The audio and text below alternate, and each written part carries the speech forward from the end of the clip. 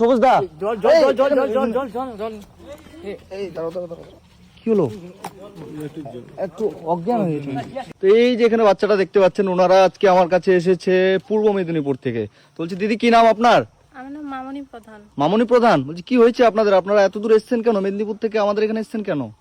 আমার ছেলেকে যে 6 মাস থেকে যে রক্ত যে দিতে হচ্ছে, হ্যাঁ, যাতে না দিতে হয় এই জন্য বোন মেরু ট্রান্সফার করব। আচ্ছা, আপনার ছেলের কি হয়েছে? বন মেরু ট্রান্সপ্লান্ট করতে হবে? হ্যাঁ হ্যাঁ, আচ্ছা, সেটা কোথায়? আমাদের দিল্লিতে করাবো। দিল্লিতে করাবেন?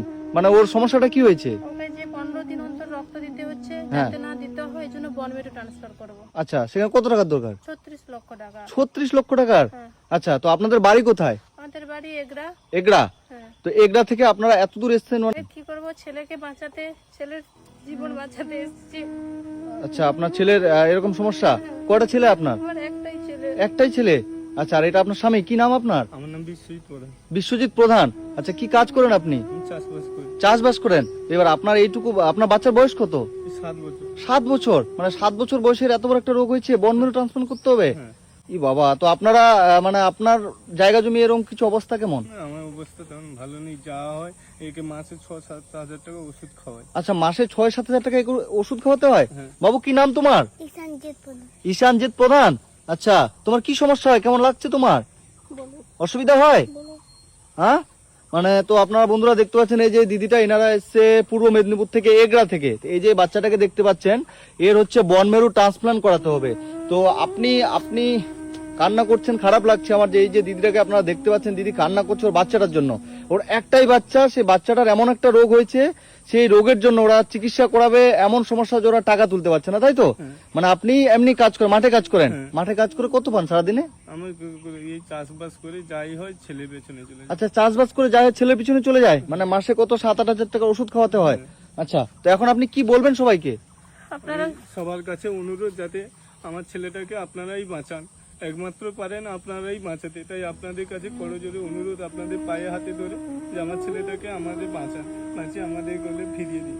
আপনারাই একমাত্র পারেন। আপনাদের আমি চলে পেতে প্রাণ ভিক্ষে চাইছি আমার ছেলের। আপনারা যারা আমার ছেলেকে বাঁচাতে পারবে না।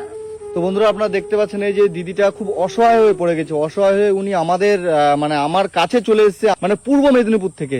মানে আপনি তো আগে আমার সাথে যোগাযোগ করেছিলেন, মানে দাদা আমার সাথে যোগাযোগ করেছিল। এবার অনেক দূর বাড়ি বলে আমি বলেছিলাম অত দূর যেতে পারবো না, কিন্তু ওনার ছেলের প্রাণ বাঁচানোর জন্য, একটি মাত্র ছেলে, সেই ছেলেকে বাঁচানোর জন্য মাত্র ক বছর বয়স? 5 বছর? 7 বছর। এই ছেলেটির বয়স মাত্র 7 বছর। 7 বছর বয়স মানে ছেলেটিকে ওরা তো হারিয়ে যেতে দিতে পারে না। তো আপনার বন্ধুরা, আপনারা যে যেখান থেকে ভিডিওটা দেখছেন, সবার কাছে একটাই কথা বলবো, এই যে গরিব ফ্যামিলিটা, ওনার ছেলেকে বাঁচানোর জন্য আমাদের কাছে এত দূরে এসছে। তো আমরাও যারা ভিডিওটা দেখছি, যে যেখান থেকে দেখছি, আপনারা যদি একটু করে সাহায্য করেন, এবং যারা সাহায্য করতে পারবেন না, তারা যদি এই ভিডিওটা একটু করে শেয়ার করেন, তাহলে আরো কোনো মানুষের কাছে গিয়ে পৌঁছাবে, এবং সেই মানুষটা এই ফ্যামিলিটাকে হেল্প করতে পারবে। তো কারণ এই ছেলেটাকে বাঁচানোর জন্য 36 লক্ষ টাকার দরকার, তাই তো? এখনো অব্দি আপনাদের টাকা কি হয়েছে?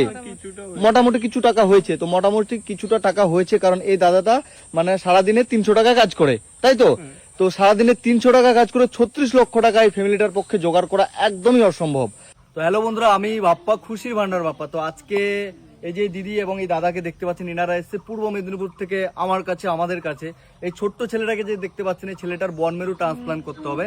সেই বন মেরু ট্রান্সপ্লান্ট করার জন্য 36 লক্ষ টাকার দরকার।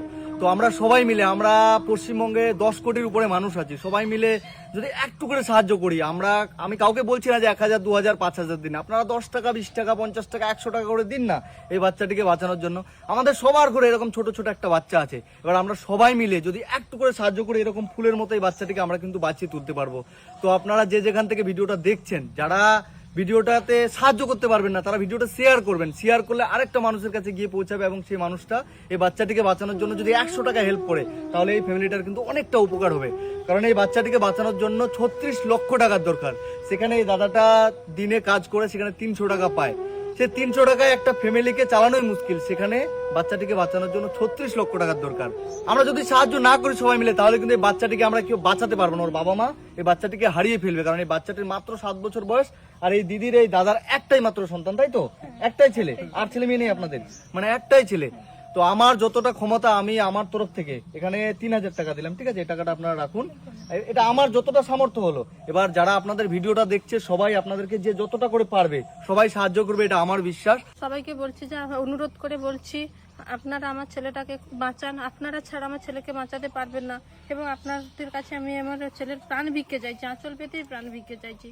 তো আপনারা দেখতে পাচ্ছেন এই দিদিটা খুব অসহায় হয়ে পড়ে গেছে, কারণ একটা মানুষ এতটা অসহায় না হলে এত দূর থেকে কখনো আসবে না। কারণ এনাদের বাড়ি এগরাতে, পূর্ব মেদিনীপুরে এগরাতে, সেখান থেকে আসতে এনাদের 14 থেকে 15 ঘন্টা টাইম লেগেছে, তাই তো?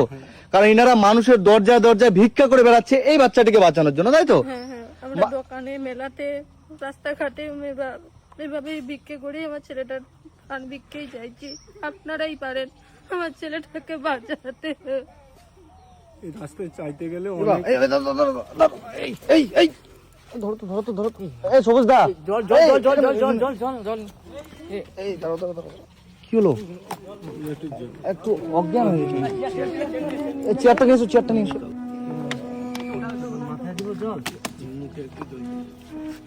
কি হলো? কি হলো? সেন্স হয়ে গেছে মানে। বসো এখানে, বসো তো, বসো। না বসুক এখানে না। মানে একজন মা, দেখতে পাচ্ছ, একজন মা একজন সন্তানকে বাঁচানোর জন্য কি না করতে, মানে খারাপ লাগছে আমারই যে উনি উনার এই সন্তানের জন্য উনি নিজেকে সামলাতে পারছেন না, উনি অজ্ঞান হয়ে গেছে আমার সাথে কথা বলতে বলতে। মানে সত্যি এটা খুব খারাপ লাগার বিষয়। সবুজদা, তুমি কি বলবে সবাইকে? হ্যাঁ, সবাইকে এটাই বলবো, আপনারা দেখতে পাচ্ছেন সবকিছু চোখের সামনে। তো সেক্ষেত্রে চাইবো, অনুরোধ করছি সবাইকে, আপনারা দয়া করে যে যা পারবেন দিবেন, যাতে এনারা ভালোভাবে বাচ্চাটাকে নিজের কোলে ফিরিয়ে আনতে পারে, আর এইরকম ভাবে মানুষের দুয়ারে দুয়ারে যেন না বেড়াতে হয় এদেরকে।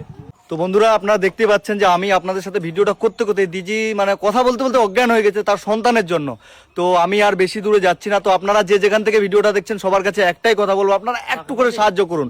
কারণ ইনি কথা বলার মতো পরিস্থিতিতে ইনি নেই। মানে এমন একটা ব্যাপার হচ্ছে, ইনি শুধু কান্না করে মানে এনার কান্না করে চোখের জল শুকিয়ে গেছে এবং উনি অজ্ঞান হয়ে যাচ্ছে। তো ঠিক আছে, আপনার ভিডিওটা সবাই বেশি করে শেয়ার করবেন এবং বাচ্চাটির জন্য একটু করে সাহায্য করবেন।